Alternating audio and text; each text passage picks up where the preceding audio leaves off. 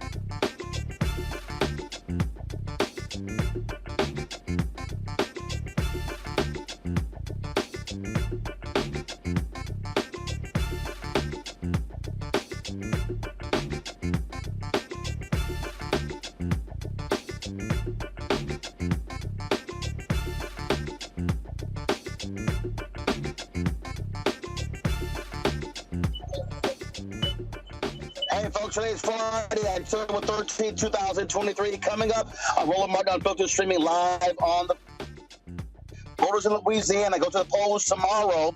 They could be electing the first black governor in Louisiana history. We'll talk to activist Gary Chambers to get a sense of black voter turnout. Also, police in Baltimore making arrests in connection with the shooting a couple weeks ago at Morgan State University. Also, on today's show, a judge refuses to rule on the expansive Georgia election voter suppression law. We'll give you those details. Also, in exclusive, a black Texas man who was tased by police had his arrest thrown out. We'll give you those details as well. Plus, Republicans, can they actually figure out how to elect a Speaker of the House? Who's the latest? Crazy Jim Jordan. We'll tell you all about it. It is time to bring the funk. I'm Roland Martin Unfiltered on the Black Star Network. Let's go. He's got it. Whatever the miss, he's on it. Whatever it is, he's got the scoop, the fact, the find. And when it breaks, he's right on time and it's rolling. Best believe he's knowing. Putting it down from sports to news to politics. With entertainment just for kicks, he's rolling. It's on go, roll, y'all. It's Roland Martin, rolling with Roland now. He's funky, he's fresh, he's real, the best, you know he's Roland Martin now.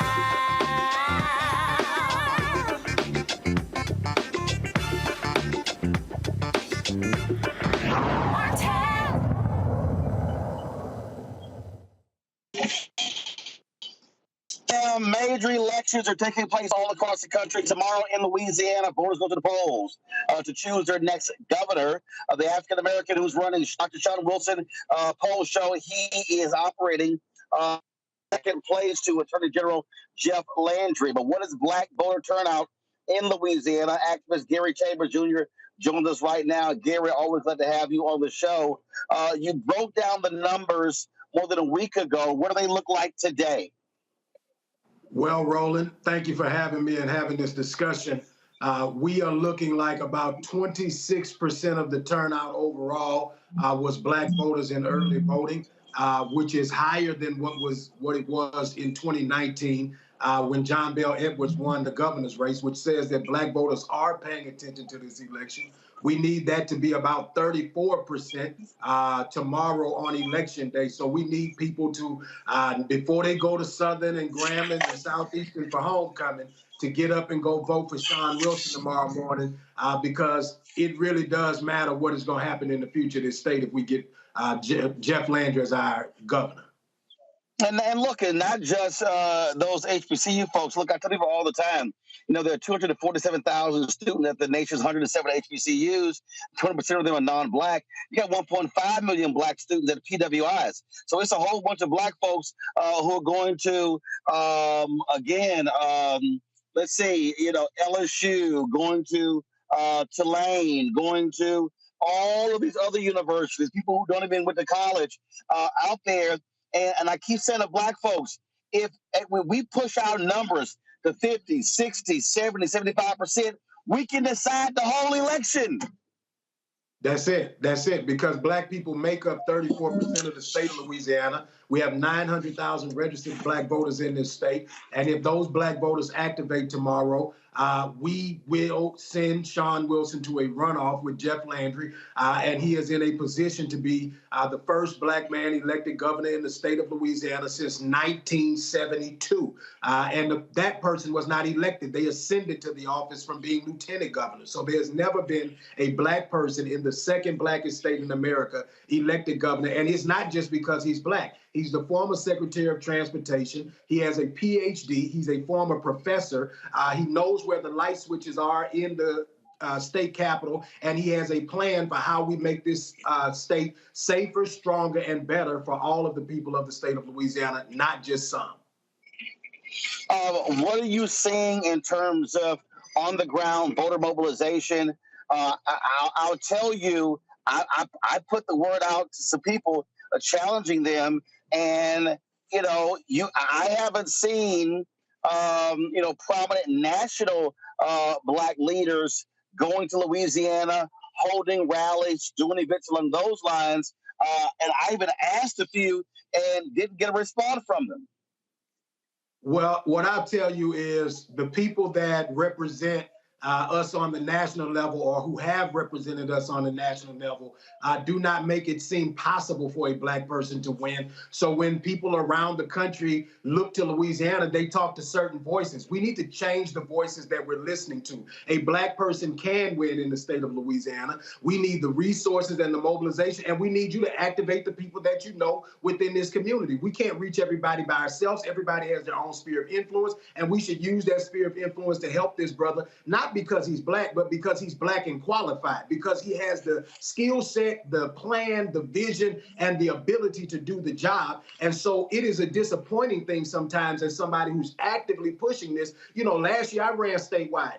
I'm not what Sean Wilson is. What is the excuse this year? This black man is the pedigree, has the ethics, has the plan. We should be putting all of our muscle behind him instead of focusing on things that don't impact the livelihoods of American citizens. You said something that was critical a few moments ago when you said Louisiana, the second blackest state in America. People always talk about Mississippi, but they don't bring up that fact of Louisiana. And as you said, the numbers are there.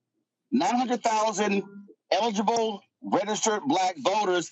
They simply got to be activated. And I know Black Voters Matters out there trying to do their work, but you also got the resources to make it happen. That's a fact, man. The organizations that do the work here work tirelessly. There's an organization in New Orleans called Voices of the Experienced Vote. They do a great job mobilizing voters around the state, but they need more resources. And the people that are activating and doing this work need more resources. Roland, we didn't have very competitive legislative races this year, so we need the attention to be on these statewide races in order for Sean Wilson to be able to get over the hill. And listen, he's going to make it to a runoff tomorrow night. He's going to get the numbers. Black folks got to show up and do what they got to do tomorrow. I believe that they will get him to a runoff. But November the 18th, we got 30 days to ensure that he becomes the next governor of Louisiana. Otherwise, Louisiana becomes like Florida, like Texas, more radicalized, more against the progress of all people.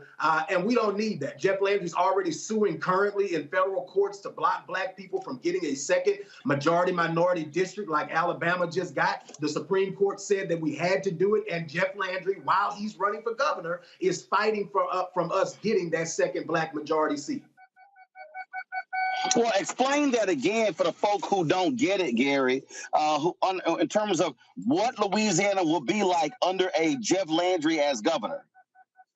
If Jeff Landry becomes the governor of Louisiana, we can be assured that there are going to be conversations about education that aren't about educating our children. We can be sure that there are going to be conversations about removing books from school. We can be sure that he's going to talk about AP African American Studies, because Jeff Landry is much like one of the last Republicans that we had as our governor. He's going to be focused on trying to be the president of the United States while he's governor. And so the Republican Party is at a point where in order to be the next guy up, you got to be the most radical person in the position that you're in. And Jeff doesn't have a problem with that. He sues over every cockamamie idea that he comes up with that strips away liberties from people, that limits access. This man just sued to try to prevent people from getting health care in the state of Louisiana while he was running for governor. That is not somebody that we want to actually have the ability to have the veto power. Right here in Louisiana, the governor has a power to line item veto. That means the governor can look at anything in the budget and line item veto that out. We need a governor that's going to work against the ideology that is stripping away our liberties, and somebody who's focused on the right things. Jeff's going to waste our time. He's going to waste our tax dollars, and he's going to put us in and make us a laughing stock of the nation. We already ranked number 50, Roland. We don't need to be worse than we are. A lot of black people. See, this is the thing for me in terms of how I believe in connecting the dots. It's a whole lot of black people who come to Louisiana every year for Essence Festival. Essence Festival is not just the largest economic engine in Louisiana, it's the largest live event in the country. And so here's my whole point to Black folks who are all across America. Don't just come down to Louisiana for 3 or 4 days in July and not realize that you can have an impact putting those same type of resources behind the Black guy who's running for governor, and then he's running the whole state. And that's the thing it's the hardest thing for me to when they talk about 350, 400,000 people, 450,000 coming, being a part of Essence Festival. Well, guess what? All those Essence Fest folks should be saying, how do we make this brother governor? Let me tell you why that is significant and why it matters. Essence, like any other festival or any other, the Super Bowl, when those things come, the state incentivizes those things to come. Just recently in a joint legislative committee, they blocked a healthcare district. The legislature blocked a funding for a healthcare district in New Orleans, okay? Why is that significant? They are working against anything that is happening in New Orleans because they're saying that crime is high. They're not helping address the education issues. They're not helping make the city stronger. They're just saying, we're not going to give you any state dollars for anything in New Orleans if we don't like what your crime plan is, because that's what we have the power to do as a Republican legislature. What do you think is going to happen when the funding for all of these things that are culturally important to Black people are up for the legislative people that are under the thumb of Jeff Landry? They're going to work against New Orleans. They're going to work against Baton Rouge. They're going to work against Shreveport. When you look at the headway that we have made in getting investment into these communities, the resources that Congressman Carter has brought in, the work that's been done over the last 8 years with John Bell as governor, we wouldn't have Medicaid expansion in Louisiana if Black folk didn't elect a Democrat as governor. When John Bell was elected, he was elected with 700,000 votes. Of those 700,000 votes, over 450,000 of them were Black people. And so he would not be governor if it were not for a majority Black people vote showing up for him. So we have to have that same energy and tenacity for a Black man. And if you are on the national level and you care about these things, if we don't get this man in, some of the things you enjoy, you may not enjoy as much. Again, it's just trying to get people to understand the stakes. Gary, hold tight 1 second. I'm going to go to a break, come back. My panel's got some questions for you as well. Folks, we're talking about the Louisiana election. It is tomorrow. It is tomorrow. I need everybody who's watching and listening. I need you reaching out to your friends and the family in Louisiana saying, y'all have got to go to the polls. We have got to stop leaving our power at home. Stop going to damn homecomings. Stop going to Essence Festival. Stop going to all these places and shaking your ass, eating food, listening to music, but then we don't turn around and use that same collective action to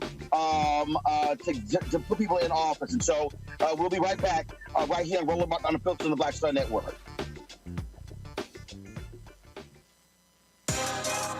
Peace, I'm Faraji Muhammad, host of The Culture. And brothers, we need to talk. There's been much discussion about the state of the Black man in our community, whether it's in politics, education, or in the home.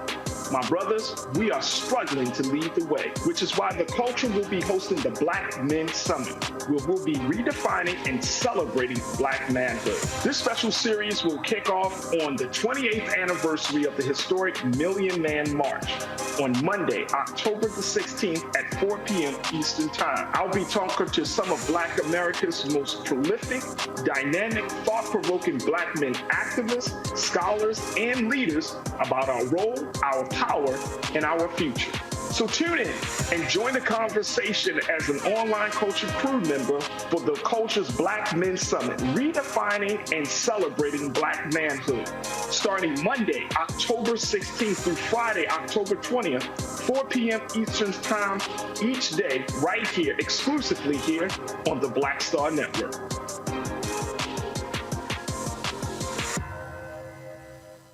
Next on The Frequency with me, Dee Barnes, actress, writer, and advocate Ray Dawn Chong is here to discuss her childhood and break down her life in Hollywood, a show you don't want to miss. Well, even at my peak when I was getting a lot of stuff, as soon as I was working a ton, I heard people whispering, oh, we don't want to pay her because we're giving her a break.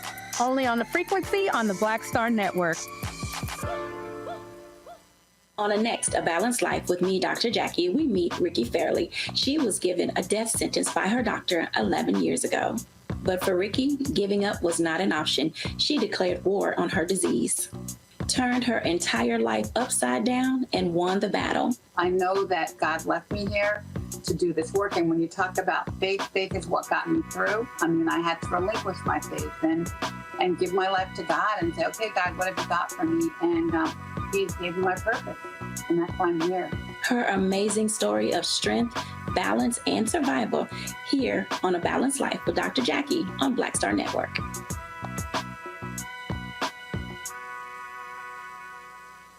On the next Get Wealthy with me, Deborah Owens, America's Wealth Coach, you're going to learn about the silver tsunami, which means that 1 million people are turning 65 every day, and they're going to need some kind of care.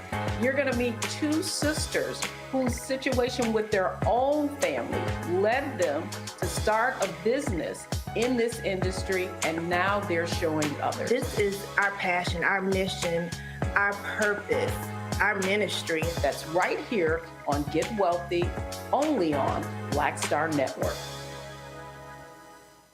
All change is not growth. Right. But thoughtful change is real good fertilizer. And that's what has been so beneficial to us. But you also were not afraid of the pivot. Well, and I'm a black woman in business. Come on, I don't care how I dress up. I don't care who I'm speaking with. I don't care what part of the world I am in.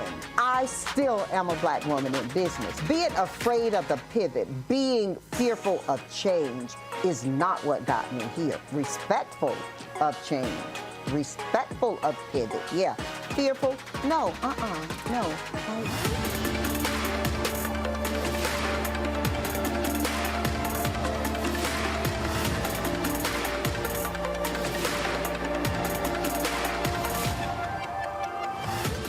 When you talk about blackness and what happens in black culture, we're about covering these things that matter to us, speaking to our issues and concerns. This is a genuine people-powered movement. There's a lot of stuff that we're not getting. You get it, and you spread the word. We wish to plead our own cause.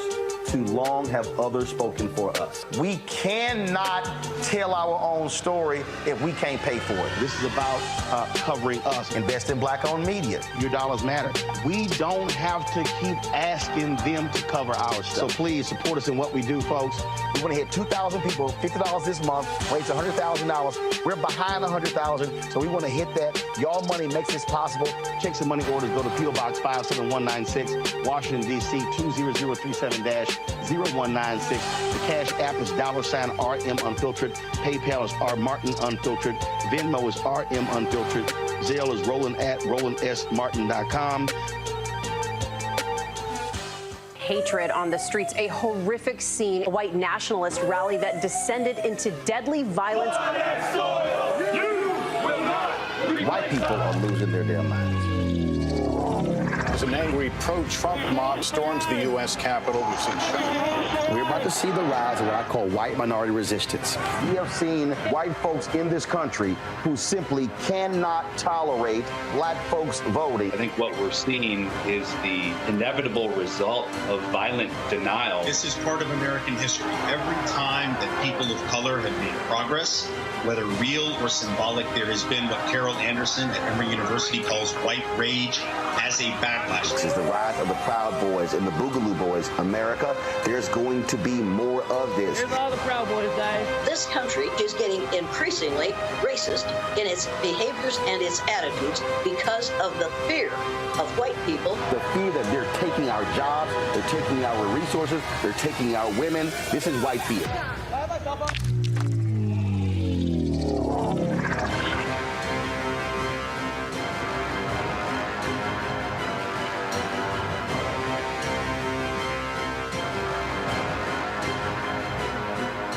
Farquhar, executive producer of Proud Family. Bruce Smith, creator and executive producer of The Proud Family, Louder and Prouder.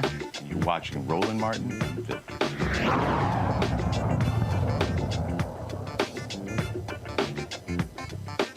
All right, folks. Folks, welcome back to Roland Martin Unfiltered. Gary Chambers Jr. is our guest. He's out of Baton Rouge, activist there. We're talking about the Louisiana election tomorrow. African-American voters could play a huge role in the election of the next governor. You've got MAGA Republican Jeff Landry, who's leading in the polls. You got former head of Transportation Secretary in Louisiana, Dr. Sean Wilson, who is running second in the polls. They are positioned to be the two candidates to go to the runoff taking place on November 18th. Gary, the key is, again, no candidate is going to get majority of the vote there. And so the top two, because you have a jungle primary in the state, the top two vote getters, they advance to the runoff. And I think part of the problem with not just African Americans, but also your white Democrats across the country, is that they have this attitude, especially these white consultants coming out of D.C., Democratic Governors Association, DSCC, DCCC, DNC, all the different people. They think, you know what, the South is lost. But that's a lie. You lose because, one, you don't run. You lose because you don't put the resources behind. And so if you look at the numbers, there is a pathway to victory if folks, again, would put the dollars where they are needed in order to run ads, hire staff, have GOTV efforts to be on the ground. That's how you do it.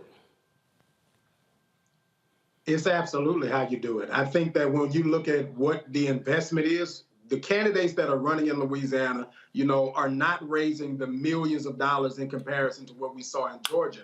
But what you saw in Georgia is when you make the investment, the possibility of a victory is there. And now there are two Democratic senators from the state of Georgia that are helping save democracy right now. If we didn't invest in that state, then you would not get that turnout in that state. If you make the investment in Louisiana, Mississippi, and Alabama, you'll see different outcomes. And as a result, you'll have different democratic outcomes for the people that live within those communities. But we have just abandoned it and then just said, oh, it'll turn around. And Roland, I normally wouldn't do this, but I'm just going to call it out. Where is Cedric Richmond right now for Sean Wilson, right? When we talk about the national level, if Biden isn't supporting Sean, if the people at the federal level aren't supporting Sean, it's probably because Cedric Richmond isn't helping create that conversation on a national level for the people of Louisiana, for any black candidate that's running statewide.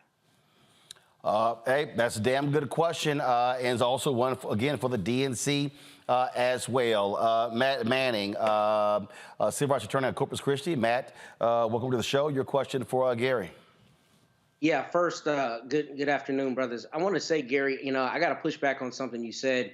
You said earlier you didn't think you had the right pedigree that Dr. Wilson does, and I think you do, because I think you have broken down the issues here masterfully and spoken very directly in a way our politicians don't these days. So I hope that you continue seeking office, because we need brothers like you in the good fight. My question for you is this. I know John Bell Edwards before did better than a lot of the other, Republican, because he's a Democrat, of course, Republican candidates in Louisiana, and that he won the strongholds that you would expect in New Orleans, Baton Rouge, and other places. But what is the polling looking like for Dr. Wilson in the non-metropolitan parts of Louisiana? Where does he have to do particularly well? What parishes to get over the hump when he comes out of this primary? Well, thank you, brother, and I'm going to keep pushing. I will tell you that Sean is doing great in Baton Rouge, New Orleans, and Shreveport, but there's still Lafayette Parish, Calcasieu Parish, Evangeline Parish that he's got to do well. He's got to do well in Slidell and Hammond and the areas of central Louisiana like Rapides Parish, where Alexandria is.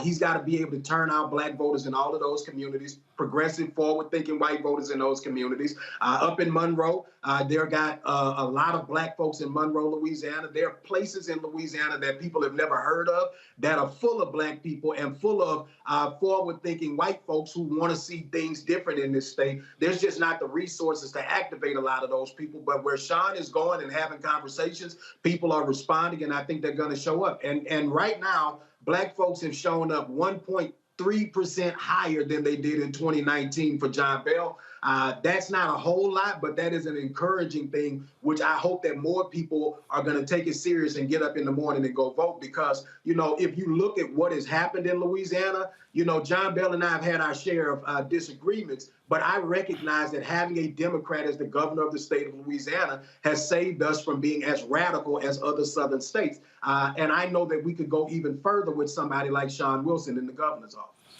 And see, you know, before I go to Michael, I think this is, and I normally don't call some of these fools out, but you know what? I'm just gonna go ahead and do it. And matter of fact, you know, let me just look right here for a second, because you know what? Let me just do this here. Michael, ask your question. Then I'm gonna come back and I'm gonna throw a name out to get, since Gary throwing names out, I'm gonna ask a name, because it's a lot of people who run their mouths on YouTube and social media about politics, and they real quiet about what's happening in Louisiana. And I got one person I'm gonna ask Gary about in particular. Michael, go ahead. Hey, Gary, thanks for coming back on. This is extremely important. Earlier, you mentioned the first black governor of Louisiana. You said 1972. I think you meant 1872, PBS Pinchback. Correct. Number one. I'm sorry. No, it's all right. It's all right. Number two, last week we had Amari Hosang on from Black Voters Matter. And one of the things I brought up was the Louisiana State Constitution of 1898 and how it's still impacting politics today in Louisiana and impacting the conditions of African Americans. How do you connect the state constitution and the history of that state constitution being put in place to disenfranchise African Americans politically and oppress them? How do you connect that to where African Americans are today? Brother, Louisiana needs a radical transformation in our state legislature, as well as a constitutional convention once we get a sensible legislature. We haven't had one since the 70s, but we were one of the only states until a few years ago that allowed you to be convicted with 10 out of 12 jurors, right? It was 9-3 originally. It was 9-3 originally based upon that state constitution. That was something I was going to get to, but go ahead. And then we have right now so many laws and policies. We still have slavery in the state constitution. We still don't want to take slavery out of the Constitution. We put that on the ballot last year. It didn't pass, right? That we just aren't decent enough right now to just say, you know what, let's take the word slavery out of the state constitution. This is a real issue that a lot of citizens don't recognize on its face, but what the government says on paper matters, because when the government says something, they apply that to your life. And if you don't make them change what that is, then at any point they feel that they can directly or indirectly impose that will upon you. Right. Roland, do you have a question? I just wanted to interject something. Go ahead. Okay, so for everybody who doesn't understand, when the Louisiana State Constitution was passed in 1898, it had a clause in there that stated that for many felonies, for you to be convicted, instead of it being a unanimous vote by a jury of 12, it was a 9-3 vote. They did this specifically because if you had, because African Americans could serve on juries based upon that state constitution. They did it to reduce the power. If you had 3 African Americans on that jury, they did it to nullify that vote. So there's a deep history when it comes to these state constitutions. They're directly impacting us today. The more we understand those state constitutions, the more we'll realize why voting strategically matters and how laws and policies shape every aspect of our lives. People are still in jail from it right now, brother. There are people who are convicted on 10-2 convictions, 9-3 convictions that should be retried, should have the opportunity for that evidence to be reheard, that are still serving in Angola Penitentiary right now, which is one of the worst penitentiaries in this country and really on the face of this earth, because it's just a terrible place. Yeah, it was built on the land that was a former slave plantation. That's where it gets its name from. The majority of those slaves came from Angola. That's where it gets its name from. All right, then. So I'm going to do this. No, again, normally I ignore the simple Simons, Gary, but this is a Louisiana race, and so I'm just curious. Have you seen or heard that loudmouth ass Jason Black? who's in Louisiana, who's always go to my YouTube page, because like last year, this little idiot did this thing called Pull Up Summer 2022, which was pretty stupid because he claims that I was running from him at Essence Fest, and he's so irrelevant, the fool don't even know I was there the whole time, and he couldn't even get credentials, but I was all over the place. But it's interesting, I see him, I don't see nothing on here about Louisiana gubernatorial race. Nothing. So I get a kick out of these people who love talking black, who love talking about what black folks should do, who love talking about what other black people should be saying and not saying, and he's sitting there in Louisiana, ain't saying nothing about the black guy running for governor, but I'm sure he probably gonna try to call him a sellout like he tried to call you one and everybody else. But I purposely just believe in calling these folks out because what they do is talk trash on YouTube, but do nothing to actually help black people. And if you black and listen to that fool, you stuck on stupid too. You know, Roland, we have a real problem with figuring out how do we collectively advance our people. And a portion of that problem is that some of us speak so much against black progress that we don't contribute anything other than that to black progress, which is not a contribution of any value, to be honest. We have a real opportunity where we can turn things out. And my struggle with all of the people who kick back, and this is for the foundational black Americans who say that we should not push some of these candidates, you got to get somebody in there to move your agenda. Yep. And if you can't convince people that your agenda is important, you got to build a bridge big enough, a boat big enough that you can cross the river of struggle. Because black folk tired of struggling. They tired of sitting in conditions and communities that are not working. And the way that we advance that is by putting people who share the majority of our views in office so that we can get things done. And then if those people are not doing what we want, we don't put them there again. But I didn't see many people that were running for the U.S. Senate last year that had a majority black staff, that paid majority of black people with the resources that they raised, $1.3 million, that kept reparations as a part of their platform, and I still was not getting the support of those people. So it's almost like when you're black and you're running, are you ever good enough for black people sometimes? Because you say, I'm not gonna vote for them just because they black. When they black and they got a college degree and a PhD, you got a problem with that. When they black and they are activists and they are advocates, you got a problem with that. The question is the white man's ice cold? And again, since I'm just gone ahead in there, same thing, loudmouth Vicky Dillard.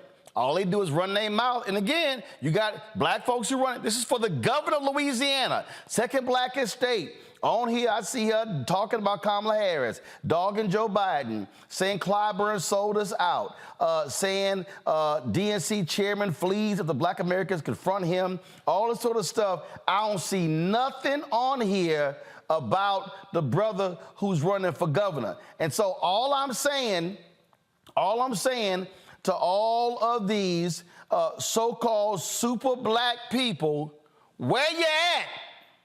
Because see, you can't keep saying you want this, this, this. To your point, Gary, well, who's gonna do it? So let's be real clear. We know what Jeff Landry not gonna do.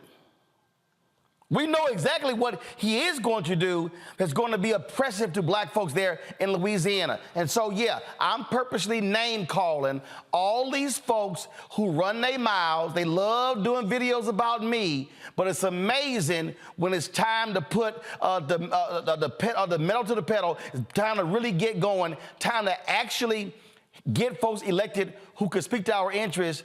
Ooh, they MIA. They in the witness protection program.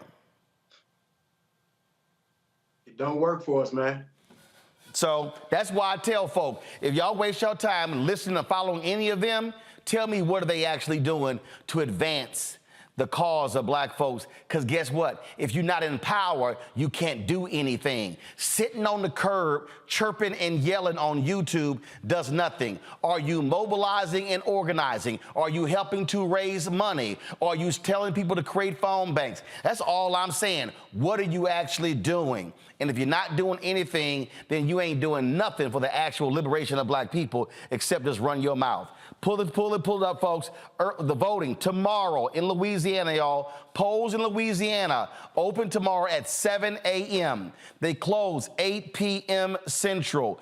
Get your vote in. Don't sit here and go watch college football or go watch baseball or go sit here and go to barbecues and go partying or whatever. Make sure you vote. Voting is our power. And again, if Wilson advances to the runoff, we come right back on November 18th, but none of that happens if we do not vote. Gary Chambers, we appreciate it. Thanks a lot. Thank you, brother. All right, folks, we got to go to the break. We come back. We'll talk about what's happening in Georgia. Again, why do they constantly attack our voting rights? Because they know the power of our vote. We'll discuss that next, what's going on in Georgia, right here on Roland Martin Unfiltered on the Black Star Network. Pull up a chair, take your seat. The Black Table with me, Dr. Greg Carr, here on the Black Star Network. Every week, we'll take a deeper dive into the world we're living in. Join the conversation only on the Black Star Network. Peace, I'm Faraji Muhammad, host of The Culture. And brothers, we need to talk. There's been much discussion about the state of the black man in our community. Whether it's in politics, education, or in the home, my brothers, we are struggling to lead the way, which is why The Culture will be hosting the Black Men Summit, where we'll be redefining and celebrating black manhood. This special series will kick off on the 28th anniversary of the historic Million Man March on Monday, October the 16th at 4 p.m. Eastern Time. I'll be talking to some of Black America's most prolific, dynamic, thought-provoking black men activists, scholars, and leaders about our role, our power, and our future.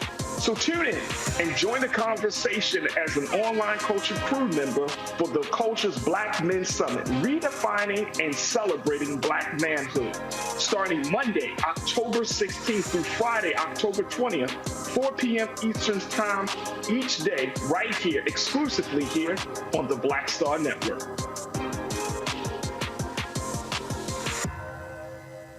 Next on The Frequency with me, Dee Barnes, actress, writer, and advocate Ray Dawn Chong is here to discuss her childhood and break down her life in Hollywood, a show you don't want to miss. Well, even at my peak when I was getting a lot of stuff, as soon as I was working a ton, I heard people whispering, oh, we don't want to pay her because we're giving her a break.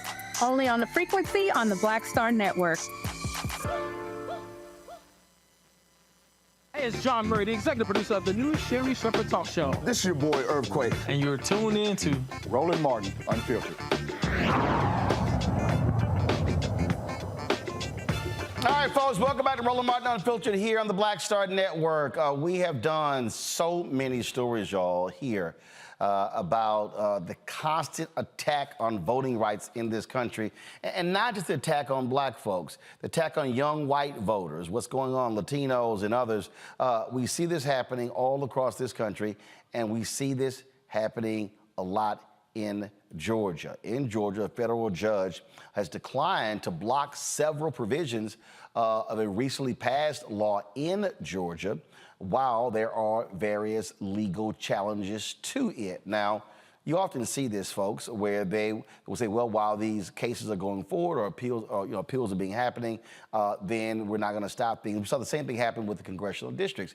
Even when the Supreme Court allowed these illegal districts to move forward, saying there wasn't enough time to redraw these lines. But the problem for the folks who are living there is that they're having to still abide by these restrictions that were passed 2 years ago in Georgia. Now, several groups are challenging what is called Senate Bill 202, claiming the new law is going to make it harder for blacks to vote in Georgia. But again, the judge ruled the plaintiffs failed to prove the legislation is intended to discriminate against voters based upon race. Provisions include limits on the number of absentee ballot drop boxes, an ID requirement for voters casting absentee ballots, a ban on volunteers providing food and water to voters waiting in line at the polls. Joining me is Caitlin May, a voting rights staff attorney at the ACLU of Georgia, coming out of Atlanta. Caitlin, glad to have you here. So here's this whole deal. Oh, well, we can't show that it's targeting people because of their race. Well, then all of a sudden the laws are created. All of a sudden, I wonder why. Is it because you had this massive increase in black voter turnout? And this is the problem that we have with a lot of these judges, where they want to say, oh, no, but you got to show like this exact evidence that it was directly because they are black. That's right. Yeah. And thank you for having me. So Senate Bill 202, what we often call Georgia's anti-voter law, was passed in 2021, as you said, after a huge influx of turnout, even amidst COVID. And SB 202 was passed in response to a fear of voter fraud. And it's important that I say a fear of voter fraud, because the advocates of this bill are not pointing to actual cases of voter fraud. They are pointing to election deniers who are afraid of that happening. Voter fraud in Georgia is not a large problem. Voter access in Georgia has always been and continues to be a huge problem. In this case, SB 202 made a lot of changes to our election code, and almost all of those changes made it harder for Georgians to access their right to vote, but in particular made it harder for Black Georgians and Georgians with disabilities. I'm sorry, go ahead. So in this case, we moved for a preliminary injunction. Unfortunately, we just received word that the judge did not grant our preliminary injunction. So this is just a preliminary order. As you know, gone are the days when the legislators openly say we're passing this bill so that Black Georgians cannot vote. But that doesn't mean that these tactics are not targeted towards the methods of voting that Black Georgians use and voters with disabilities use. And so, as I said, this is just a preliminary ruling. We are still going to fight about this in the court and in the legislature, and we're going to continue to prepare for trial. You know, one of the things that that we talk about this stuff a lot on this show, and I don't think the people out there really understand the battles that are taking place in courtrooms nationwide. I mean, literally. Law being passed, lawsuit filed, law being passed in North Carolina, lawsuit filed, law passed in Florida, lawsuit filed. I mean, it's like, what we're talking about here is exactly what we saw during the Jim Crow days after the Brown versus Board of Education. Yeah, it's like a hydra with many heads. As soon as you get a ruling on one issue, then there's another bill that's going to pop up. And like you said, it's all over the country. It's particularly all over the South. And SB 202 is a particularly egregious example because it was an omnibus election bill. It touched every part of our election code and made things harder for voters and made things harder for local county election administrators. Questions from the panel. Michael, you first. All right. Thanks for coming on today. When we look at some of the history of Georgia, we, in addition to this voter suppression, we look at things like the statewide runoff election rule that was championed by Denmark Groover, who was a white supremacist segregationist member of the state legislature in 1963. How do you, when we talk to especially African Americans about what's going on in Georgia and the voter suppression, how do we connect bills like this to a history of voter suppression in Georgia? Yeah, I think any time that you have seen Black political power grow across the South, and particularly in Georgia, you've seen a reaction to that relatively quickly. And as I said, how open the legislature is about the reasons for that reaction has, changed over time. But we have expert testimony or expert reports that show that the methods that are targeted by laws like SB 202 are things like absentee voting. And those methods are used in particular by Georgians of color, Black Georgians, Latino Georgians, and Georgians with disabilities. And of course, youth voters as well. So This is part of a long line of cases where the legislature restricts access to the ballot in reaction to Black Georgians turning out and exercising their right to vote. Unfortunately, this negative ruling for us is also part of a long history in Georgia. Black Georgians have shown for decades that they are willing to overcome many obstacles put in the way of their right to vote. And just because they are willing to overcome those obstacles and still have great turnout doesn't mean that those obstacles should be allowed to exist. Matt? Thank you.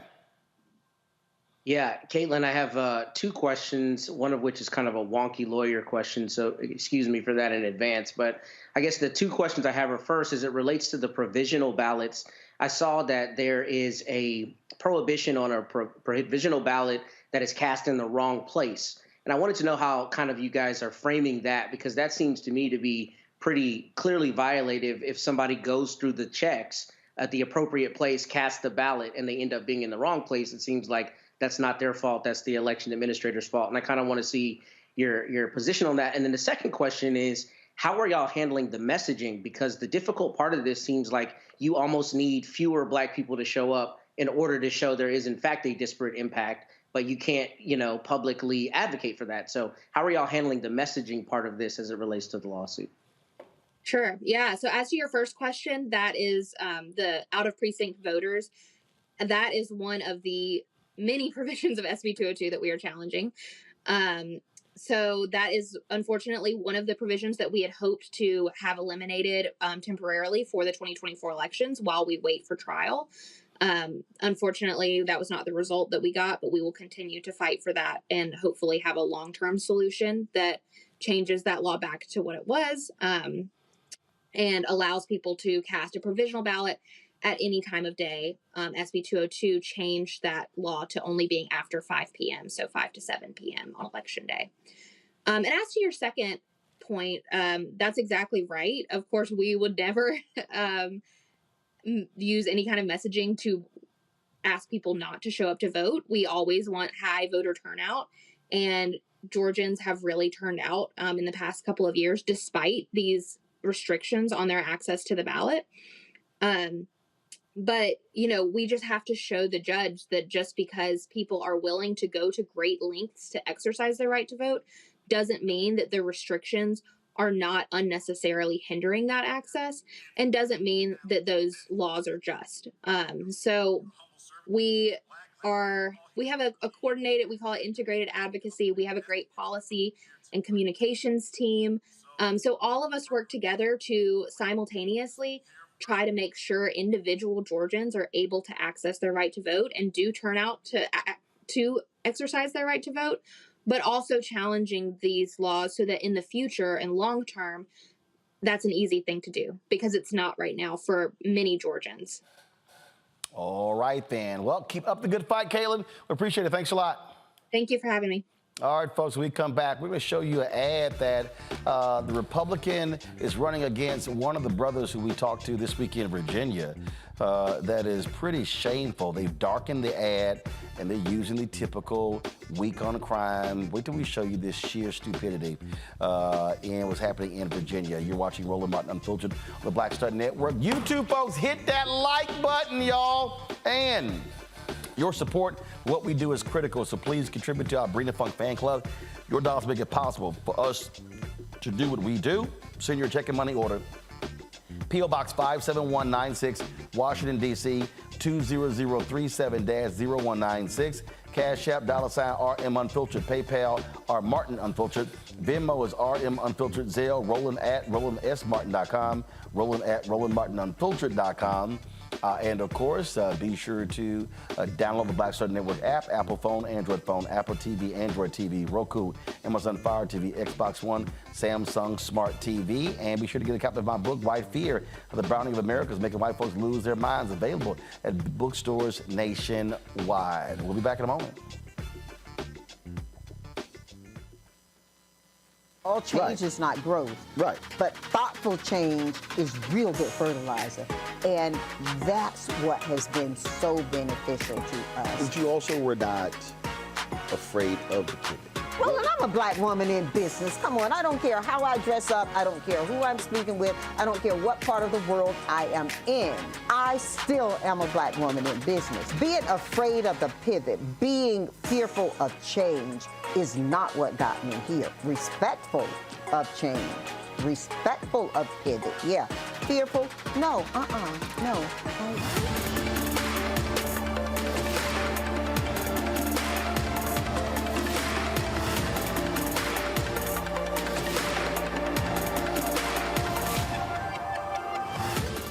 On a next, A Balanced Life with me, Dr. Jackie, we meet Ricky Fairley. She was given a death sentence by her doctor 11 years ago. But for Ricky, giving up was not an option. She declared war on her disease, turned her entire life upside down, and won the battle. I know that God left me here to do this work. And when you talk about faith, faith is what got me through. I mean, I had to relinquish my faith and give my life to God and say, okay, God, what have you got for me? And He gave me my purpose. And that's why I'm here. Her amazing story of strength, balance, and survival here on A Balanced Life with Dr. Jackie on Black Star Network.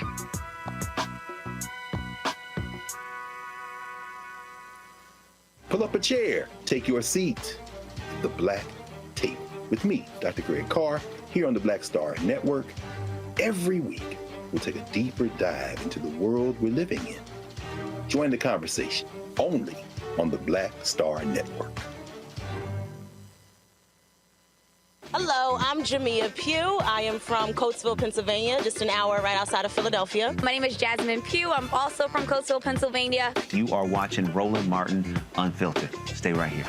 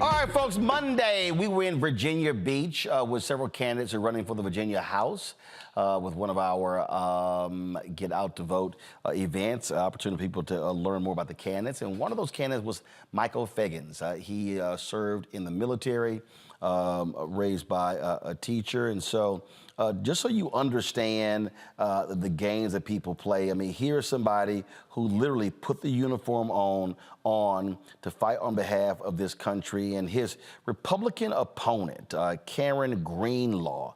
Let me show you this despicable ad that she put out, attacking him, lying about his record, but then also darkening the video as well.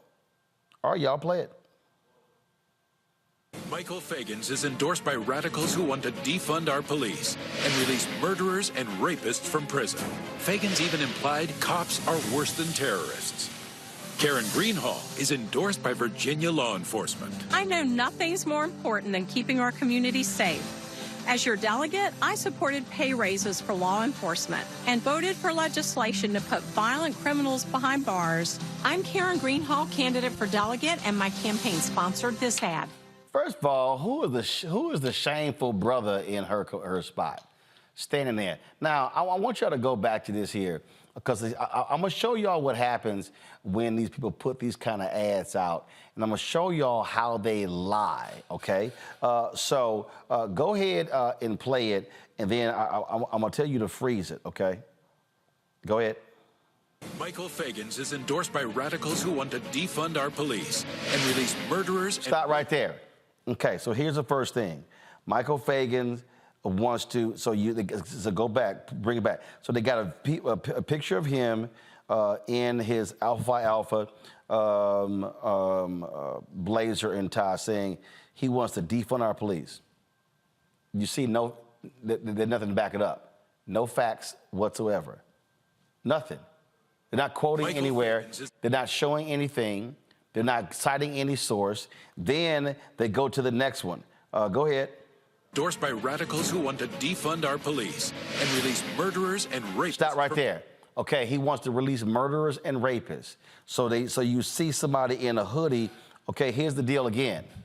No citation, no nothing. Oh, the black man wants to see him release murderers and rapists. Okay, then this is the one that's hilarious. Go to the next one. Fagan's even implied cops are worse than terrorists. Stop right there. Oh, Fagan has implied that cops are worse than terrorists, and you see they use an image of a black female cop. This is the trash, Matt Manning, that we often see by these Republican candidates, and they can't back it up, but people wonder. These are the scare tactics to scare white voters, saying, don't vote for the black boogeyman. From the same people who are the first one to beat the drum about somebody being a veteran or, doing their service for the country, right? I mean, it's because he's a black man. And when it's advantageous for their position for him to be black and the boogeyman, he's the black boogeyman. When it's advantageous for him to be a veteran and a hero, then he's a veteran and a hero.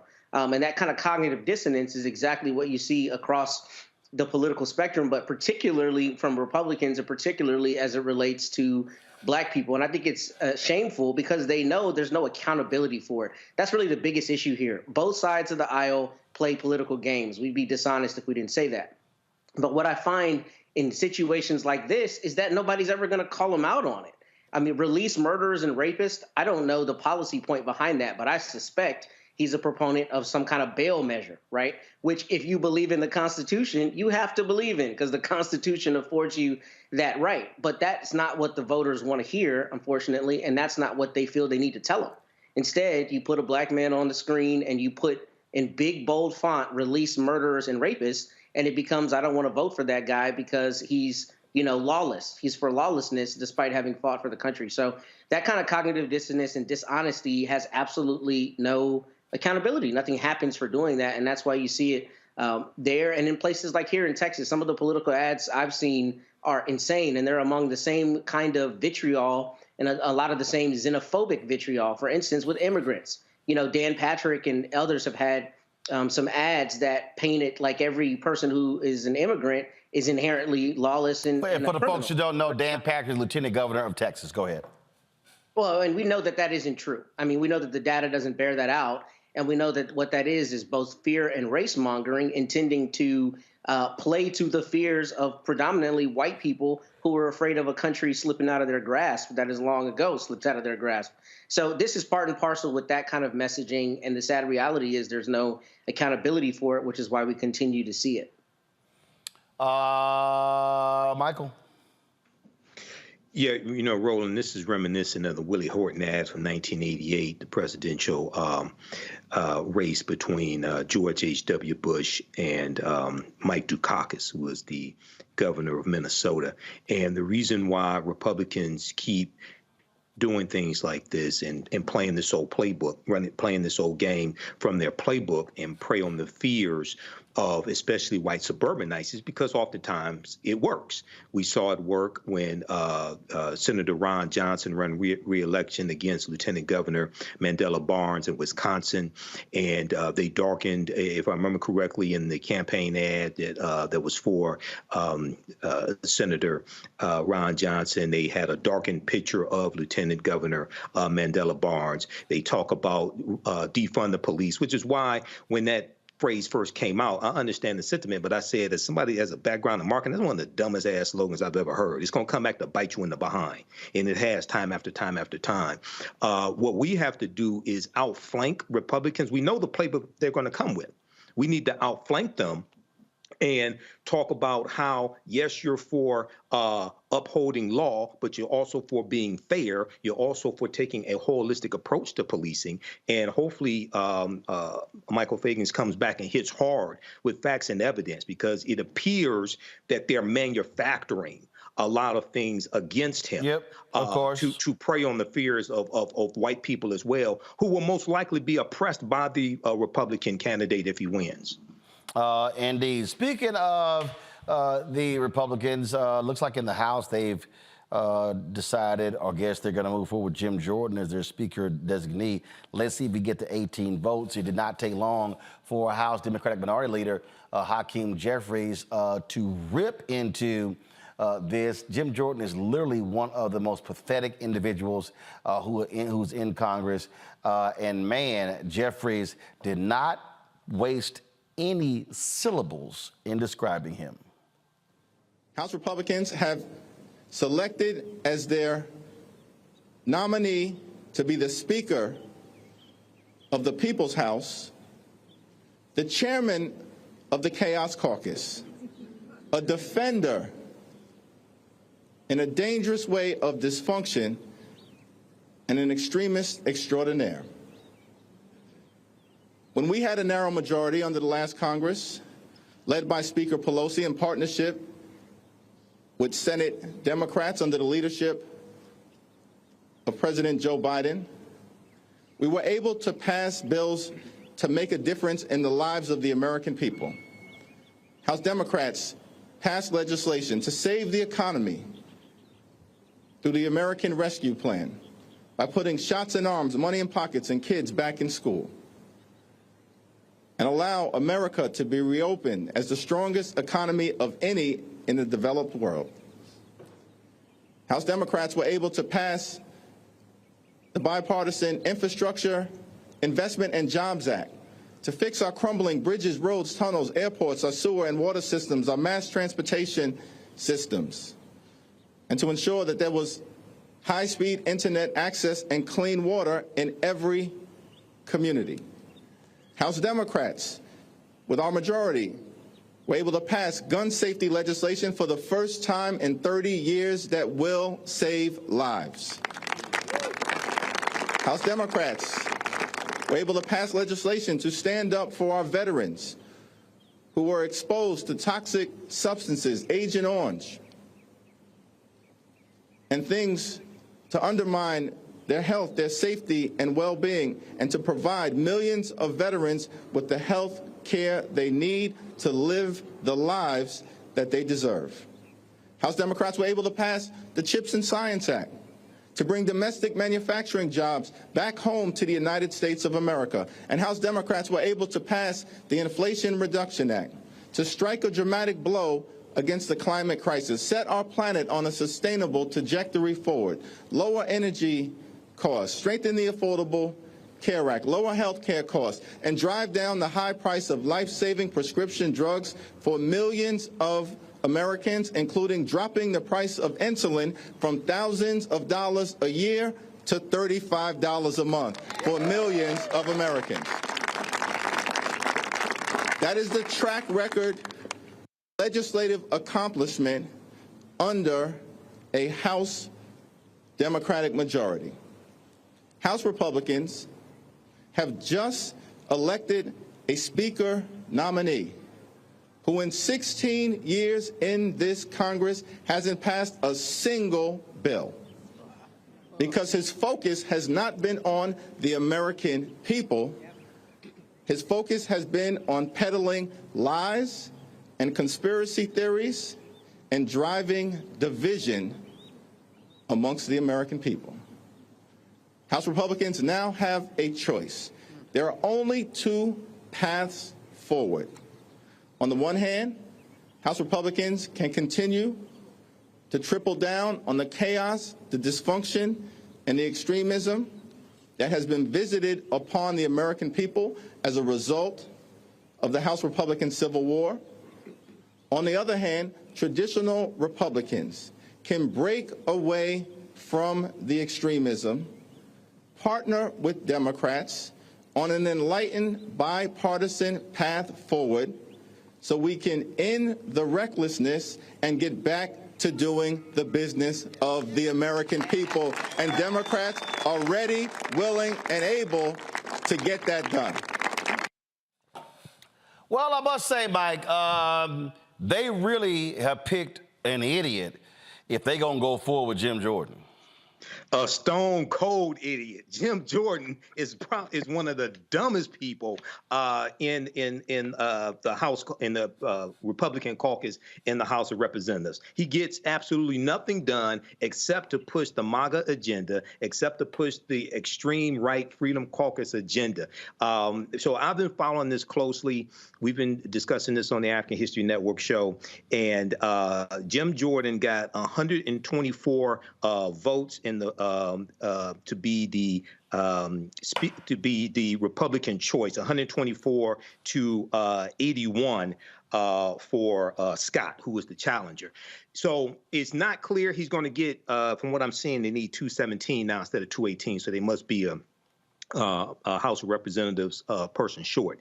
It's not clear he's going to be able to get to 217. But what really needs to happen is Hakeem Jeffries and Democrats need to go to some of those Republicans who in 2022 midterm elections won seats in districts that Joe Biden won, go to 6 to 8 of them and cut a deal for them to support Hakeem Jeffries to be the speaker, some type of power sharing deals, whatever it is. There have been power sharing deals in the past, because we can't have a Jim Jordan as speaker. Nothing's going to get accomplished. They're going to launch more nonsensical investigations. And lastly, it's important for people to understand that continuing resolution that just passed maybe a couple weeks ago, right, to keep the government open, that expires November 17th. We're going to be right back in. Got to do another deal.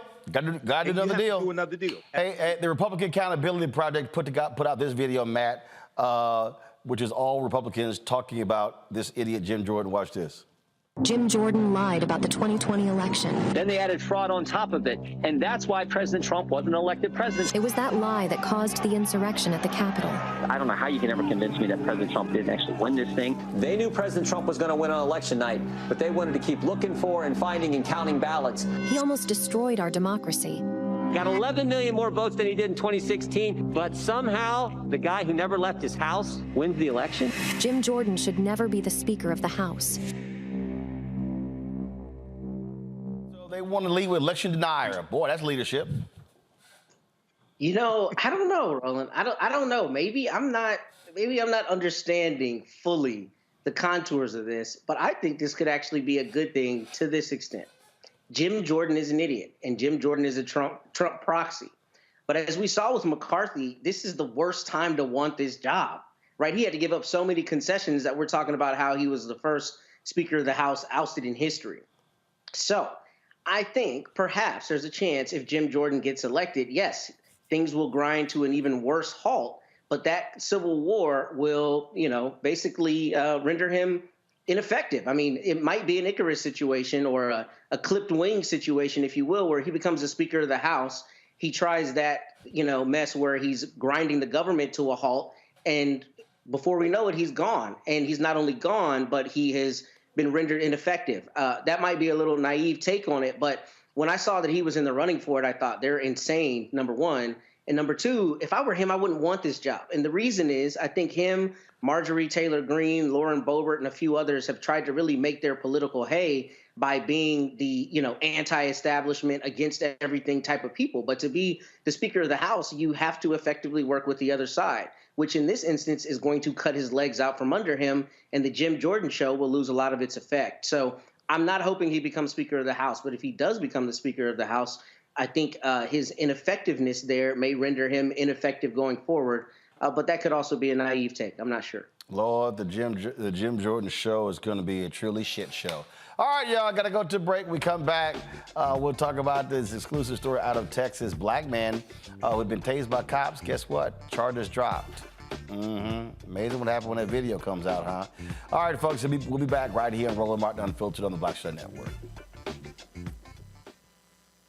On the next Get Wealthy with me, Deborah Owens, America's Wealth Coach, you're going to learn about the silver tsunami, which means that 1 million people are turning 65 every day, and they're going to need some kind of care. You're going to meet two sisters whose situation with their own family led them to start a business in this industry, and now they're showing others. This is our passion, our mission. our purpose, our ministry. That's right here on Get Wealthy, only on Black Star Network. Peace, I'm Faraji Muhammad, host of The Culture. And brothers, we need to talk. There's been much discussion about the state of the black man in our community, whether it's in politics, education, or in the home. My brothers, we are struggling to lead the way, which is why The Culture will be hosting the Black Men Summit, where we'll be redefining and celebrating black manhood. This special series will kick off on the 28th anniversary of the historic Million Man March on Monday, October the 16th at 4 p.m. Eastern Time. I'll be talking to some of Black America's most prolific, dynamic, thought-provoking black men activists, scholars, and leaders about our role, our power, and our future. So tune in and join the conversation as an online culture crew member for The Culture's Black Men Summit, redefining and celebrating black manhood. Starting Monday, October 16th through Friday, October 20th, 4 p.m. Eastern Time each day, right here, exclusively here on the Black Star Network.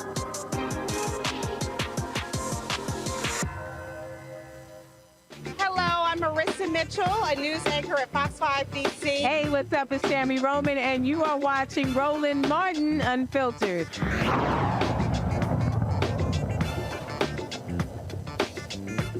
All right, folks, the battle over district lines in Texas continues in Galveston County. The Texas Civil Rights Project, they are hailing a victory there. They tweeted out, we won our lawsuit against Galveston County. Today's win strikes down the 2021 Galveston County redistricting map drawn in a way that discriminated against the county's black and Latino citizens. Galveston County has been ordered to redraw the map by October 20th. They lay out who they worked in tandem with. Racial gerrymandering is not a new tactic.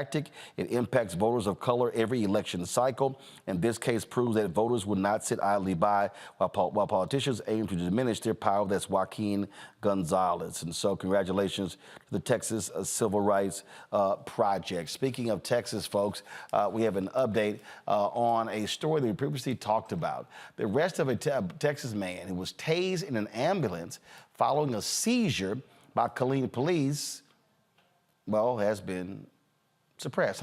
Interesting.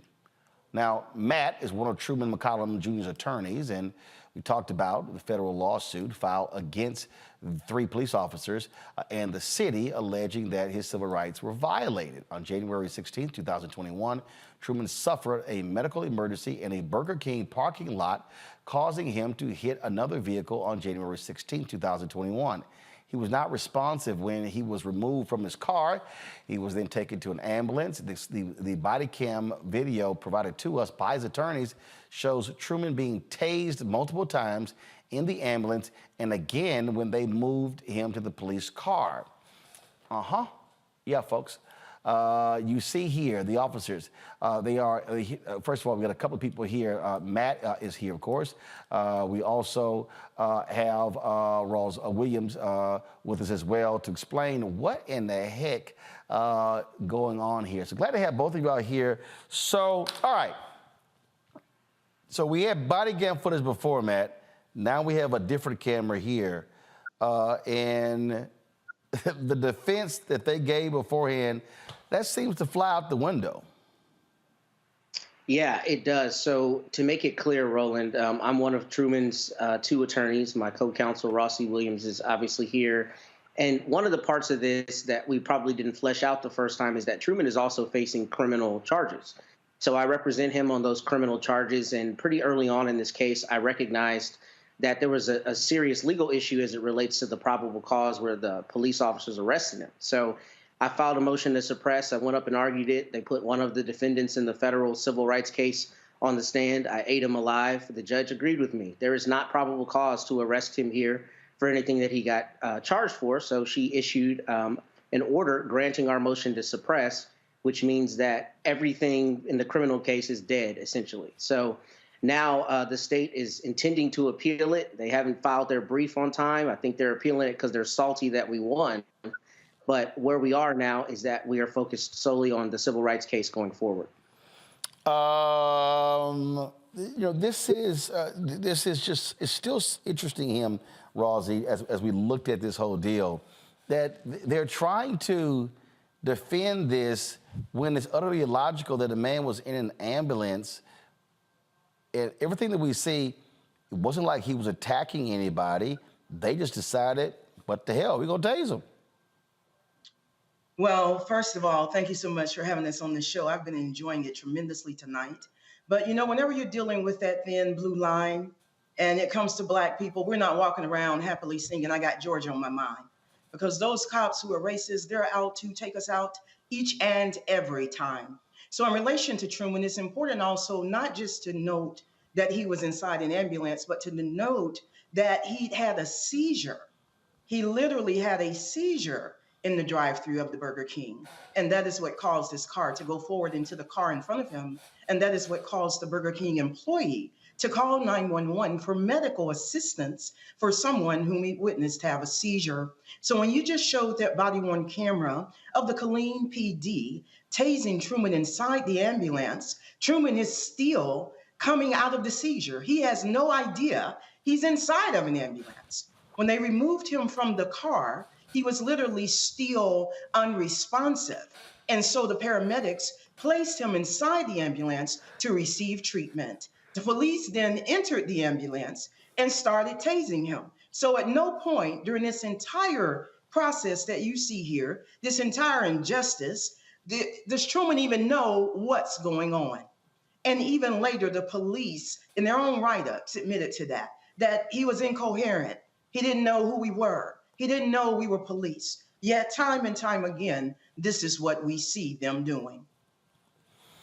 So again, Matt, for the folks who missed it, so what's the next step? So there are really two next steps. As it relates to the criminal charges, again, we triumphed in our motion to suppress. So the arrests are dead. There's not anything really there to prosecute, but the state has filed a notice of appeal, which means they want to fight what we did in court. Thinking preventively, recognized what they were likely to do and provided the judge with the law on which she made her ruling, her correct ruling. So we're comfortable with the likely outcome of that. But one, there may be an appellate brief process, and I've hired one of the best appellate lawyers in the state to assist us with that if we do get far down that road. As to the civil rights case, it's basically been on hold as the criminal charges were going through the system. So now it's a matter of litigating the civil rights case. And as you can imagine, both the city and the attorney for the officers, has come out pretty hard, filed their customary motion to dismiss, but we are not concerned. Both Rossi and I do this for a living, and we are built to stand 10 toes down with our client. And really, the issues are on our side. The law is on our side. Morality is on our side. Right is on our side. And we are on Truman's side and ready to stand to fight against all that comes. But that now means we need to continue briefing in federal court, and we'll surely have some oral arguments on the issues. But, one of the things that's really primary about this, Roland, is a lot of civil rights cases people don't realize when people have contact with the police, there are a lot of times companion criminal charges. And when those companion criminal charges go the way that they've gone in Truman's case, where it's the police don't have probable cause and it's obvious that their contact with our client was not rooted in the law, then that really strengthens and buttresses our position in the federal civil rights case. So Rossi and I are both heartened by that outcome because we know it's the right outcome and it strengthens our civil rights case. Would you agree with that, Rossi? I would. And if I may, I want us to make sure we're letting the people know the significance of that fight you led there in the criminal part of the case, because the witnesses, or the witness who was there upon which the judge based this decision, was actually one of the police officers involved in tasing Truman. So the state called in their witness, it was a police officer, and utilizing that evidence of that police officer's testimony, utilizing the evidence entered of the body-worn camera, the judge looked at that and said there was no probable cause for the arrest. When the officers charged Truman from that incident there at Burger King, they charged him with resisting arrest as well as a DUI. So to have your own police officer sit there on the stand and testify, and the judge still say, hey, I heard everything you said, but there was no probable cause. That's very powerful. The other thing I'd like to say very quickly is usually at this point, what you see is the prosecution dropping the charges because there's no probable cause. But as Attorney Manning pointed out, in this case, they're still trying, but they even missed the deadline to file their appeal. So right is on our side, the law is on our side, and we have to continue this fight. You know, I get very, very passionate in doing these, but in this situation, I will say very quickly, Truman is not only my client, Truman is my brother. We have the same mother. I mean, biologically. I know sometimes people say brother by another mother. No, this is my brother by my real mother, Rossie D. McCollum. And so I stand more than 10 toes down. I got my 10 toes, your 10 toes, and everybody else's 10 toes, because we come to hold them accountable. This has to stop. And we're the people. All right. We appreciate it. Keep us updated. Thanks a lot. All right, folks. Gotta go to a break. We come back. Police in Baltimore making arrests in the shooting at Morgan State. We'll tell you about that next. If you're watching on YouTube, hit the like button, folks. We easily want to hit 2,000 likes on today's show. Also, support us in what we do. Send your check and money order to P.O. Box 57196, Washington, D.C. 20037-0196. Cash App, $RM Unfiltered. PayPal, R Martin Unfiltered. Venmo is RM Unfiltered. Zelle is roland@rolandsmartin.com. roland@rolandmartinunfiltered.com. Be sure to get a copy of my book, White Fear, The Browning of America is Making White Folks Lose Their Minds, available bookstores nationwide. Don't forget, download the Black Star Network app, Apple phone, Android phone, Apple TV, Android TV, Roku, Amazon Fire TV, Xbox One, Samsung Smart TV. Be sure to watch our 24-hour, 7-day-a-week streaming channel, available on Amazon News. Simply go to Amazon Fire and go to Amazon News. You can also tell Alexa, play news for the Black Star Network. Watch us on Plex TV, Amazon Freevee, as well as the live channel Grid on Amazon Prime Video. And shout out to the folks who contribute to our Bring the Funk campaign: Anthony Lawson, D. Wash, Tyrone Rico Davis, also Lois Besley, Priscilla Smith, Roxana DeShong, Keith Simmons, Jimmy Thorne, D. Wash, Nichelle Dent, Damon Porter, Elbert Fulgham, Anthony Lawson. Let's see here. We also have Alicia Davis, Jamal Worley, Tommy Williams, Josephine Turner, Mark Abrams, Jerome Marvina Jackson, Wanda Macon, Thaddeus.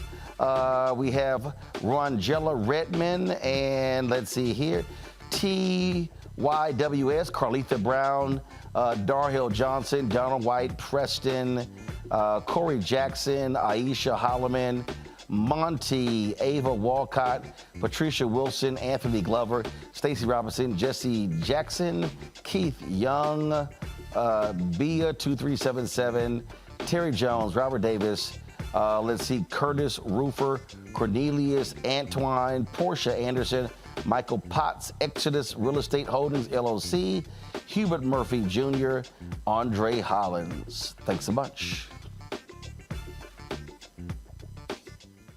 Hatred on the streets, a horrific scene, a white nationalist rally that descended into deadly violence. White people are losing their damn minds. As an angry pro-Trump mob storms the U.S. Capitol, we've seen We're about to see the rise of what I call white minority resistance. We have seen white folks in this country who simply cannot tolerate black folks voting. I think what we're seeing is the inevitable result of violent denial. This is part of American history. Every time that people of color have made progress, whether real or symbolic, there has been what Carol Anderson at Emory University calls white rage as a backlash. This is the rise of the Proud Boys and the Boogaloo Boys. America, there's going to be more of this. Here's all the Proud Boys, guys. This country is getting increasingly racist in its behaviors and its attitudes because of the fear of white people. The fear that they're taking our jobs, they're taking our resources, they're taking our women. This is white fear.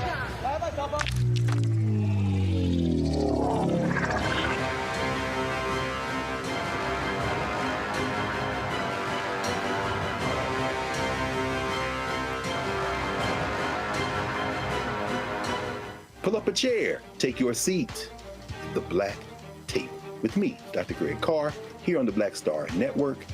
Every week, we'll take a deeper dive into the world we're living in.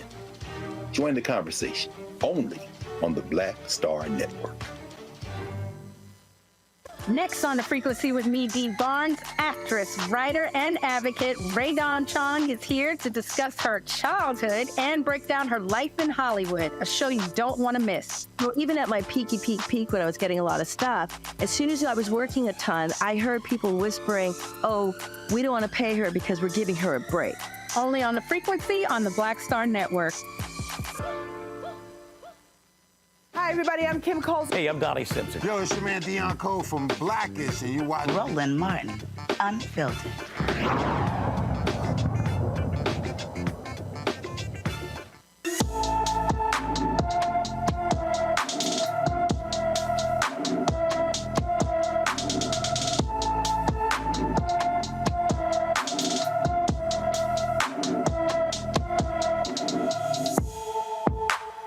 Richard Brownlee IV has been missing from his Cairo, Illinois home since July 13th.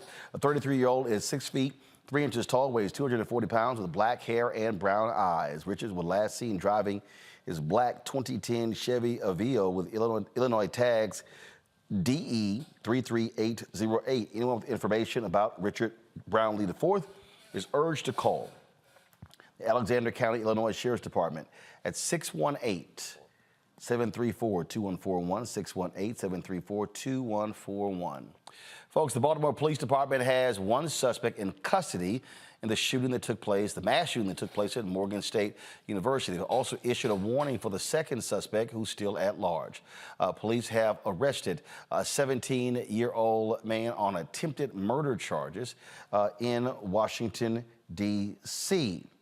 They have issued an arrest warrant for 18-year-old Javon Williams for attempted murder. He is considered armed and dangerous. Authorities were able to identify Williams and the other juveniles through surveillance footage. There's a $9,000 reward for information leading to Williams' arrest. During a campus town hall about the incident, President David Wilson said they plan to build a wall around 90% of the Baltimore campus and effectively eliminate unfettered access. In addition to the wall, other potential upgrades include installing more metal detectors in campus buildings, exploring weapons detection technology, increasing police patrols, and building additional security guard booths. The cost for all of this will be about $22 million. And so there's been a mixed reaction, if you will, to the announcement of this university wall in April. You remember, the university tore down the Spite the Wall, which was constructed in the 1930s and was recognized as a residential segregation barrier for African Americans. You know what, Michael, I understand folks who have some reservations, but here's the deal. The job of the university is to keep the faculty, staff, and students safe. The reality is, I don't care who you are, you simply just,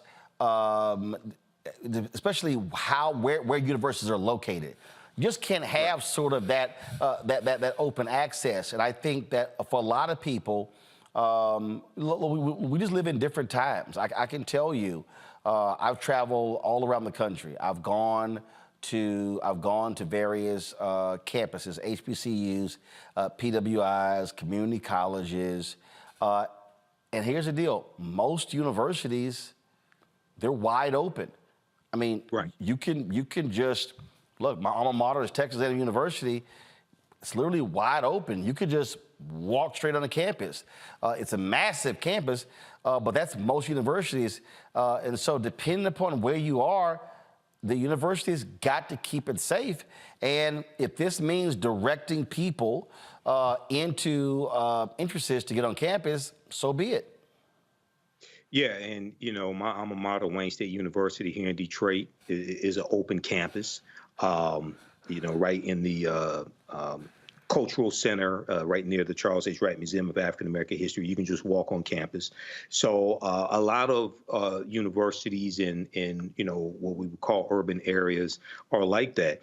In this situation here, I can understand them wanting to put back up a wall and needing that for protection, because what people have to understand is Parents send their children, even though they're 18 years old, you're always your parents' children, right? Parents send their children to universities with the expectation that the university is going to do basically everything they can to protect their children. So when you have shootings like this, and that creates that sense of you being vulnerable, you not being protected, it can negatively impact enrollment, which impacts dollars. So they're going to have to take precautions, and if they have to erect a wall to contribute to increasing security, then that's what they have to do. But Matt, guess what?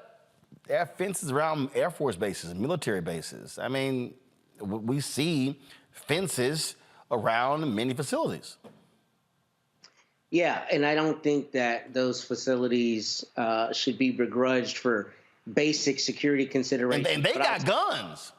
I know that. I know. They got guns and they have to restrict access. But, I went to Howard, right down the street from Morgan State. And first, this shooting is really particularly sad because so much of my collegiate career involved Morgan State. And I just love the people at Morgan State. But to that end, I think both Morgan State and Howard and a lot of HBCUs have to be considerably more nuanced in what they do to not only be a part of the community, but to be inviting to the community while also safe to the students. Because the thing we don't talk about, if we're being honest about a lot of HBCUs, particularly at Howard, is when I was there was a rift between the students and people in the community because a lot of people who would go to Howard were either silver spoon or did not understand that they were moving into a community where people already lived. And even though everyone's Black, the reality is there are some class things at play, there are educational issues at play, and there are community, especially in D.C., gentrification issues. So I say that to say people should be safe on campus, and there should be a way to keep them safe.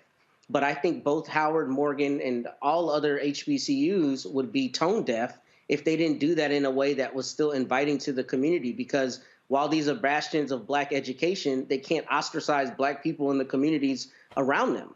So how you toe that balance, I don't know. I mean, it's not for me to decide at Morgan State, but I do think that in erecting a wall, it needs to not further, alienate people in the Baltimore community. Morgan State still needs to be a jewel in the community for the community. And I don't know how you do that in this instance, but I think that needs to be top of mind so that you can accomplish the goals of keeping students safe, but also keeping the community integrated with the university. Let's go to Atlanta with a fire officer who tased a 62-year-old Black man who died, that remember was over a traffic ticket causing his death, is appealing his termination. Atlanta Police Chief Darren Shearbaum said Officer Kieran Kimbrough did not follow department procedure on August 10th when he did not wait until a supervisor arrived to arrest Johnny Holman Sr. The chief fired Kimbrough after internal investigation. Kimbrough's termination comes days before his body cam video of interactions with Holman is to be released. An autopsy determined that Holman's death was a homicide. The medical examiner also found that heart disease also contributed to his death. No shock, you have this officer who is appealing his firing. Well, that often happens. That's what we see that. All right, y'all. Let me go to a quick break. We'll be right back on Roland Martin Unfiltered on the Black Star Network. On a next, A Balanced Life with me, Dr. Jackie, we meet Ricky Fairley. She was given a death sentence by her doctor 11 years ago. But for Ricky, giving up was not an option. She declared war on her disease, turned her entire life upside down, and won the battle. I know that God left me here to do this work. And when you talk about faith, faith is what got me through. I mean, I had to relinquish my faith and give my life to God and say, okay, God, what have you got for me? And He gave me my purpose. And that's why I'm here.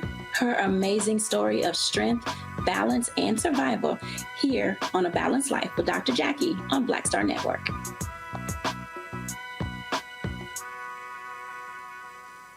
When you talk about Blackness and what happens in Black culture, we're about covering these things that matter to us, speaking to our issues and concerns. This is a genuine people-powered movement. There's a lot of stuff that we're not getting. You get it, and you spread the word. We wish to plead our own cause to too long have others spoken for us. We cannot tell our own story if we can't pay for it. This is about covering us. Invest in black-owned media. Your dollars matter.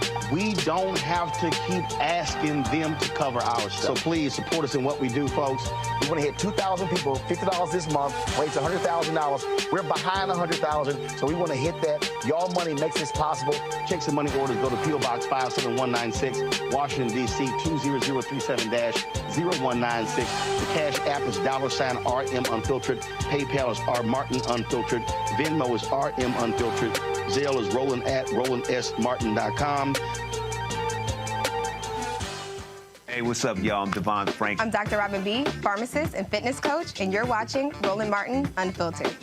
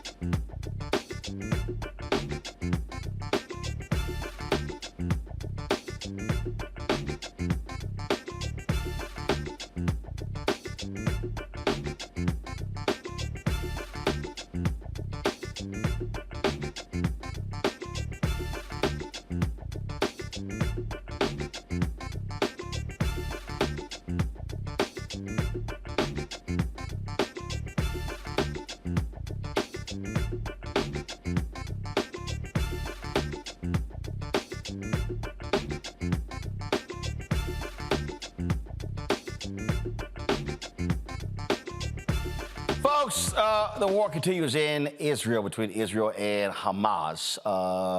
You have Israel saying that the folks who live in Gaza, 1.1 million people should leave Gaza. A lot of people saying, wait a minute, this is going to cause even more problems, saying that how do you just move 1 million people out of the way? President Joe Biden gave a speech today in Philadelphia where he did talk about what is happening there in the Middle East. Check this out.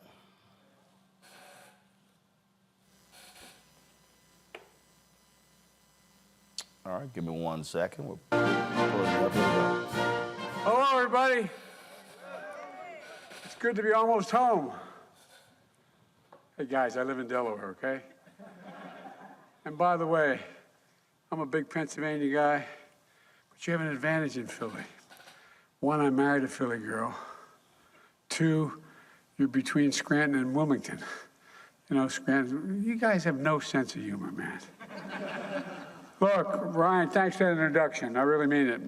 And before I get started, I want to acknowledge 2 brave police officers on a serious note were shot last night. 1 was killed at the Philadelphia airport. I talked to the chief and the mayor about this. They put their lives on the line to protect this community. We owe them a debt of gratitude, and we're praying for them and for their families today. I also want to say a word about the situation in Israel. The more we learned about the attack, the more horrifying it becomes. More than 1,000 innocent lives lost, including at least 27 Americans. These guys make Al-Qaeda look pure. They're pure evil. As I said from the beginning, the United States, make no mistake about it, stands with Israel. The United States stands with Israel. Secretary of State Blinken was in Israel yesterday, and Secretary of Defense Austin is there today. We're making sure Israel has what it needs to defend itself and respond to these attacks. It's also a priority for me to urgently address the humanitarian crisis in Gaza. At my direction, our teams are working in the region, including communicating directly with the governments of Israel, Egypt, Jordan, and other Arab nations, and the United Nations to surge support and humanitarian consequences for Hamas attack to help Israel. You know, we can't lose sight of the fact that the overwhelming majority of Palestinians had nothing to do with Hamas and Hamas's appalling attacks, and they're suffering as a result as well. This morning, I spoke with the family members of all those Americans who are still unaccounted for on a Zoom call for about an hour and 10, 15 minutes. They're going through agony, not knowing what the status of their sons, daughters, husbands, wives, children are. You know, it's gut-wrenching. I assured them my personal commitment to do everything possible to return every missing American to their families. We're working round the clock to secure the release. So, Matt, Michael, I want to go to you. Michael, I'll start with you first. This is, it is just it's interesting watching all of these different things unfold. One, I saw a post earlier that I thought was kind of interesting. Give me 1 second. I want to mention this, where Axios had this story that the State Department has said there's certain things that cannot. So here it is. It says, Scoop, this is a senior forward correspondent for the HuffPost. Hours after Israel ordered an exodus in Gaza, State Department officials circulated internal warnings against three phrases: de-escalation, ceasefire, end to violence, bloodshed, restoring calm. Why in the hell would we want not those things discussed? So I'm not certain why. I know we have multiple things taking place at the same time, okay? I'm glad President Joe Biden talked about the humanitarian crisis going on in Gaza because, to be quite frank with you, from looking at mainstream media, it appears they value the lives of Israelis more than they value the lives of the 2.2 million Palestinians living in the Gaza Strip. And they are living under like segregation-like conditions or oppression coming from Israel, okay? You have Israel dropping leaflets into Gaza saying for 1 million Palestinians to leave Gaza, but they really don't have anywhere to go for 1 million of them to leave. Even though some of them are trying to leave, they're trying to go south, they really don't have anywhere for 1 million to go. This is, I was talking to somebody earlier today about this. This looks like this is about to be another Crusades, which was started out in 1096 AD between the Christians and the Muslims, okay, over control of what they call the Holy Land in Jerusalem. This is about to be a bloodshed. Now, Joe Biden and, quite frankly, the Biden administration, I think, got criticism early on by not having a full-throated distinction between the 2.2 million Palestinians who are being oppressed and Hamas, which is a terrorist organization. And what I mean by that is so much attention was on Hamas attacking Israel, but what was lacking was a history for about the past 56 years between Israel and the Palestinians, okay? And you have a humanitarian crisis going on in the Gaza Strip. The one UN person or ambassador has referred to the Gaza Strip as an open-air prison. So now more information is starting to come out about what's taking place in Gaza. But this is going to be tremendous bloodshed coming. Yeah, and here's the deal, Matt. I mean, this is the thing for me that is, I just sort of sit here and I'm go, what are we talking about here? The reality is this here. Death is death. Yes. And if the whole point of a ceasefire, the whole point of ending the violence is to prevent death, And I think what's happening is, and I saw a story earlier to talk about this here, there is such a lust, a thirst for retribution. And I get it. 5,000 rockets come raining down. You want to do that, but that's gonna lead to response, and then another counter response, and the counter response, and the counter response. And what we're talking about here is we're talking about people who are being shipped out and moved out. Hamas has controlled Gaza since the election in 2006. There hasn't been one since. So this notion that all the Palestinians stand behind Hamas, you heard Biden say that, that's not true, but there is just this attitude of, hell, just open the gates of hell and unleash everything. And you talk about mutual self-destruction. Or sorry, mutual destruction. You fired me, I fired you, I fired back, you fired back, and then it never ends. Yeah, and I think you asked a particularly astute question. Why are there internal emails saying we're not going to use terms like ceasefire and other things that seem to be the focus, should be the focus of anybody involved in policy or in defense, right, is staving off the number of lives that are lost. But I think if we look at it in the larger context of the fact that this particular conflict is the one that is most difficult for anyone in the United States of America to talk about for fear of being labeled one way or the other. Mainstream media, to Michael's point, is everything I've seen has been about nothing but the number of Israelis who have been lost. And you're exactly right. Death is death. It is abhorrent, no matter whose life is lost. But the reality is this geopolitical issue has hugely complicated origins and will continue to be complicated going forward. And even that lumping together of Palestinians with Hamas as though, those aren't distinct contingencies, one of which may not be completely supportive of the other, with, Palestinians not being Hamas, is crucially important. But we don't find that level of nuance in this conversation.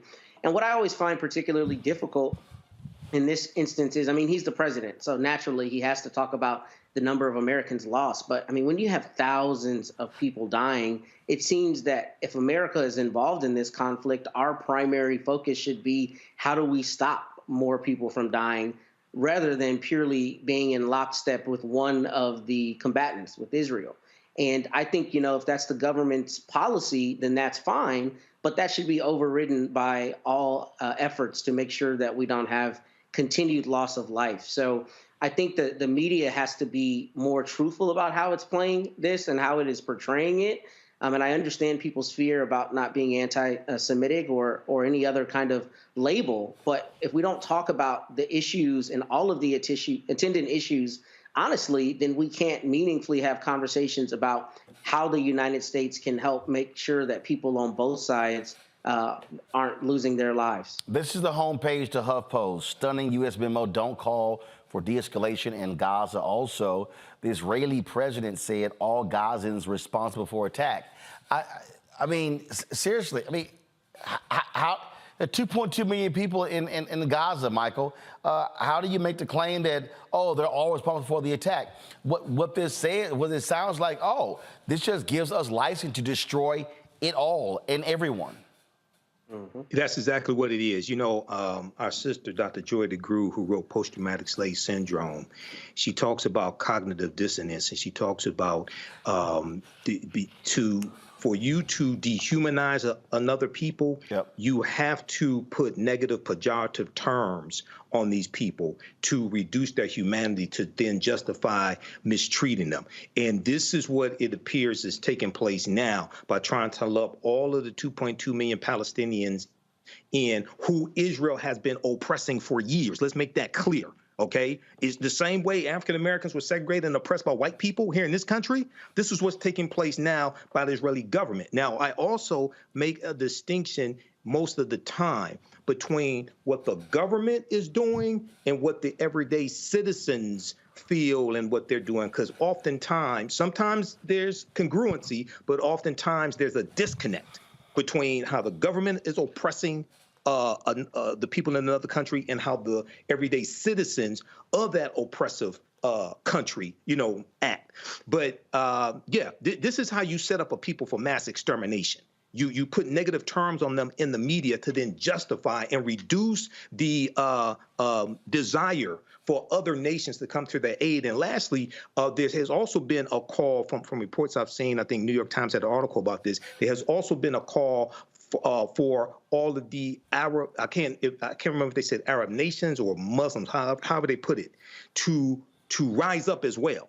Okay, and once again, I think this is going to be another crusade, and it's going to be bloodier and more people dead than the previous 8 crusades. All right, then. Matt, Michael, we appreciate y'all joining us on the show. Thank you so very much. Folks, that is it. Don't forget, Monday, I'll see you guys from Fredericksburg, Virginia, for our next town hall. Elections here in Virginia, so we look forward to seeing you at Zion Church of Fredericksburg. Don't forget also, Louisiana folks, vote tomorrow. Your election takes place tomorrow. Those votes absolutely count. Sean Wilson, African-American, was running for governor. He is on the ballot, and so you should vote in that. Folks, again, I want you to have a fabulous, fabulous weekend. Last night, I got a chance to go see Dave Chappelle here at the Lincoln Theater in D.C., where he's shooting another Netflix special. Maxwell's in town as well. I was chatting with my homeboy earlier. And so a lot of different folks, a lot of things happening. Hope you have an absolute fabulous and great weekend. Tomorrow, I'm going to be hanging out. Y'all follow me on social media. I'm going to be going to the University of Maryland football game. Head coach Mike Loxley, his team is 5-1. Kevin Sumlin, the former head coach of Texas A&M, is on his staff as a co-offensive coordinator and assistant coach. I'm going to go out and hang out with him as well. And so, guys, support. Listen, support what Dion is doing. Mike Loxley is doing a great job with the Maryland program as well. So, got to show coach some love. So, look for my post on social media. All right, y'all, that's it. I'll holler at y'all later.